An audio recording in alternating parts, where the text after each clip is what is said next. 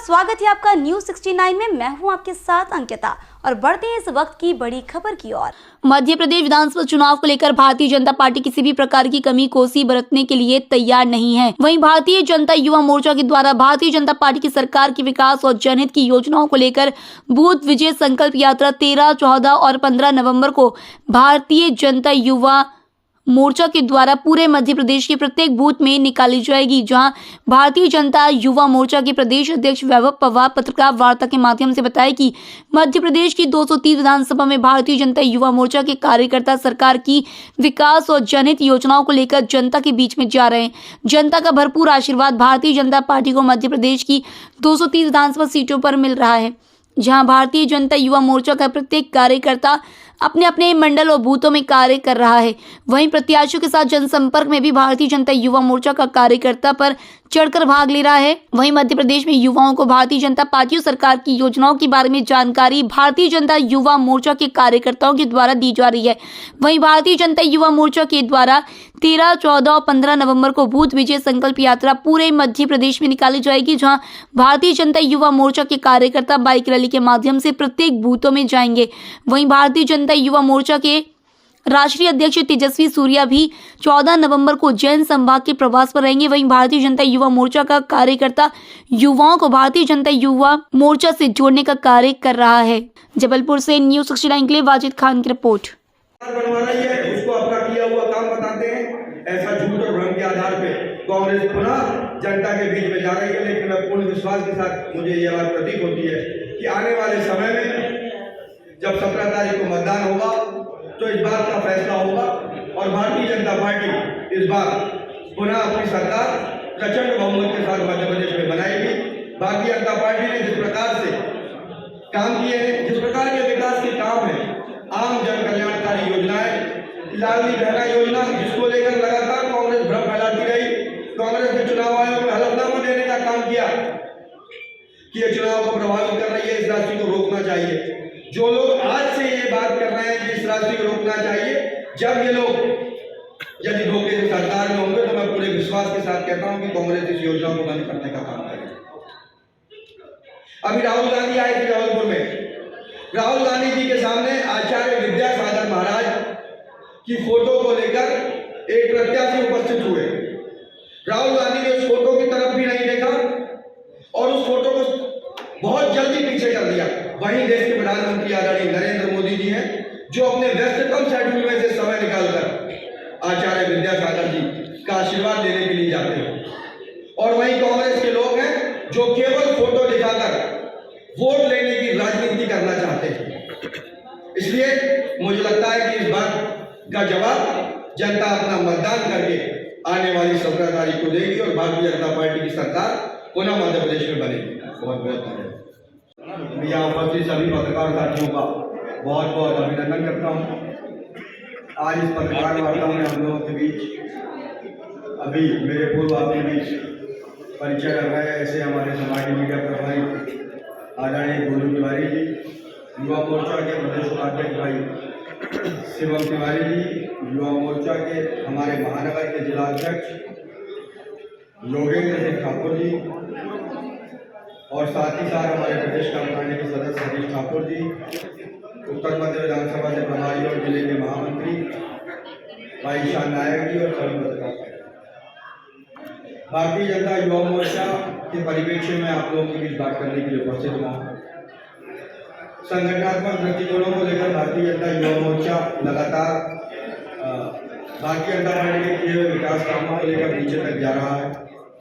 भारतीय जनता युवा मोर्चा के सभी कार्यकर्ता हमारी मध्य प्रदेश की 230 विधानसभा में और हमारे 270 संगठनात्मक मंडलों में लगातार काम के माध्यम से प्रत्याशियों के साथ लगातार चुनाव प्रचार में हमारे कार्यकर्ता सभी जगह व्यवस्थित तरीके से लगे हुए हैं। वर्तमान में हमने मध्य प्रदेश में 270 मंडलों में से 691 ऐसे मंडल हैं जिनमें हमने 9 मतदाता युवा सम्मेलन के कार्यक्रम संपन्न किए हैं।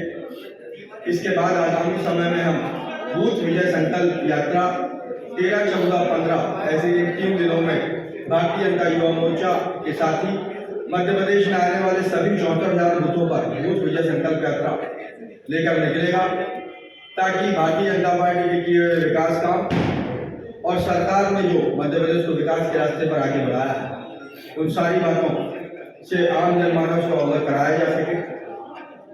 हमारे राष्ट्रीय अध्यक्ष आदरणीय तेजस्वी सूर्या जी का प्रवास भी सुनिश्चित हुआ है। आदरणीय राष्ट्रीय अध्यक्ष तेजस्वी सूर्या जी का प्रवास आगामी 14 तारीख को उज्जैन में होगा। उज्जैन संभाग में वो प्रवास पे रहेंगे। इस प्रकार से प्रवास पे रहेंगे।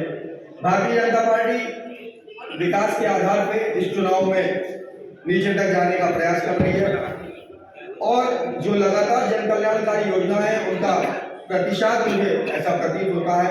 जिस प्रकार से हम पूरे मध्य प्रदेश में चुनाव की गतिविधियों को देखते हैं, इस प्रकार का आम जनमानस का समर्थन देखते हैं, इस बार भारतीय जनता पार्टी की एक बेहतर सरकार पुनः मध्य प्रदेश को मिलेगी। जहां भारतीय जनता पार्टी विकास के कामों को लेकर नीचे तक जा रही है, विकास के आधार पर लोगों से वोट मांगने का काम कर रही है, वहीं हम कांग्रेस की बात करें तो कांग्रेस झूठ और भ्रम के आधार पर राजनीति करने का प्रयास कर रही है। इससे पहले यहाँ राहुल गांधी आए थे जबलपुर में, उन्होंने फिर से वही पुराना राग अलापा। इस बार तो उनके पास कुछ झूठ बोलने को नहीं था, झूठा कर्ज माफी का वादा नहीं था, तो उन्होंने जातिगत आधार पर वैमनस्यता फैलाने के लिए वो ये बात कह के गए कि पिछड़ों के लिए, दलितों के लिए यहाँ की सरकार कुछ नहीं कर रही है। यदि पिछड़ों के लिए, दलितों के लिए काम करने की बात करें तो ये केवल मध्य प्रदेश की भारतीय जनता पार्टी की सरकार और हमारी केंद्र की आदरणीय नरेंद्र मोदी जी की सरकार है, जिसने पिछड़े और दलितों के लिए काम करने की जिम्मेदारी को निभाया है। यदि ओबीसी आयोग को संवैधानिक दर्जा देने की बात करें तो वो काम आदरणीय नरेंद्र मोदी जी के नेतृत्व वाली भारतीय जनता पार्टी की सरकार ने किया है। यदि मध्य प्रदेश में आदिवासियों का अधिकार देने के लिए पेशा कानून लागू करने की बात करें तो भारतीय जनता पार्टी की सरकार ने करके दिया है। यदि नागपुर की दीक्षा भूमि हो या मऊ में डॉक्टर भीमराव अम्बेडकर की जन्मस्थली, उन दोनों के जमीनों को कायाकल्प करने का किसी ने काम किया, उसको तीर्थ का दर्जा देने का किसी ने काम किया, तो भारतीय जनता पार्टी की सरकार ने काम किया। जहां भारतीय जनता पार्टी विकास के आधार पर वोट मांगने का काम कर रही है, वहीं कांग्रेस के प्रत्याशी और कांग्रेस के लोग झूठ और भ्रम के आधार पर राजनीति करना चाहते हैं। कांग्रेस के कुछ ऐसे भी प्रत्याशी हैं जो केंद्र सरकार के किए हुए काम, भारतीय जनता पार्टी के किए हुए काम, स्मार्ट सिटी के पार्क को अपने द्वारा किया हुआ काम बताते हैं।